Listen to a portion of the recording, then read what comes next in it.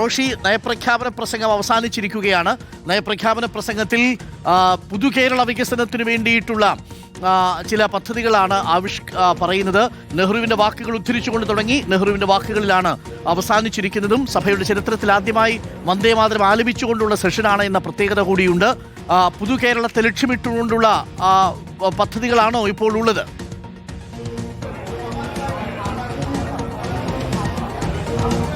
അരുൺകുമാർ, UDFന്റെ പ്രകടന പത്രികയിലെ പ്രഖ്യാപനങ്ങൾ അതിലെ പ്രധാനപ്പെട്ട ഭാഗങ്ങൾ അക്കമിട്ട് നിരത്തുന്നതാണ് ഈ നയപ്രഖ്യാപന പ്രസംഗം.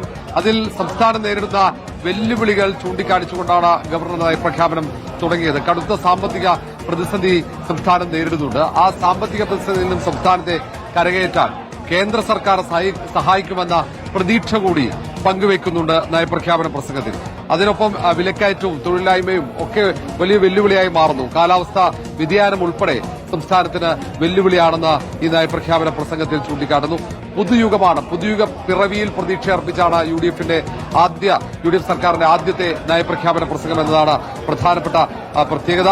പാരിസ്ഥിതിക പ്രശ്നങ്ങൾ, കാലാവസ്ഥാ വ്യതിയാനം എല്ലാം പരിഗണിച്ചുകൊണ്ടുള്ള വികസനം, കർഷകർക്ക്, വിദ്യാർത്ഥികൾക്ക്, വനിതകൾക്ക്, അങ്ങനെ എല്ലാവരെയും ഉൾക്കൊള്ളുന്ന രീതിയിലുള്ള വികസനവും അതുപോലെ തന്നെ അവർക്ക് വേണ്ടിയുള്ള പദ്ധതികളും ഉണ്ടാകുമെന്ന പ്രഖ്യാപനം കൂടി ഇതിലുണ്ട് എന്നതാണ് ഏറ്റവും പ്രധാനം. അഴിമതിമുക്ത ഭരണം ഉറപ്പു നൽകുന്നു, മതേതരത്വം സംരക്ഷിക്കുമെന്ന് പറയുന്നു, തൊഴിലില്ലായ്മ നിരക്കിലുള്ള ആശങ്ക കൂടി പ്രകടിപ്പിക്കുന്നുണ്ട്.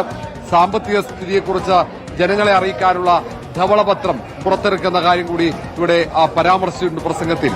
സഹകരണ മേഖലയുടെ ഉന്നമനത്തിന് വേണ്ടി സഹകരണ മേഖലയുടെ വിശ്വാസം നഷ്ടപ്പെട്ടിരിക്കുന്നു. ആ വിശ്വാസം തിരിച്ചെടുക്കാനുള്ള പദ്ധതികൾ ആസൂത്രണം ചെയ്യും എന്നുകൂടി പറയുന്നുണ്ട്. അവർ നിക്ഷേപത്തിന് പൂർണ്ണ ഗ്യാരണ്ടി, പ്രത്യേക വ്യവസ്ഥകളില്ലാതെ, മാനദണ്ഡങ്ങളില്ലാതെ സഹകരണ മേഖലയിലെ നിക്ഷേപത്തിന് ഗ്യാരണ്ടി നൽകുമെന്നുകൂടി പറഞ്ഞിട്ടുണ്ട്.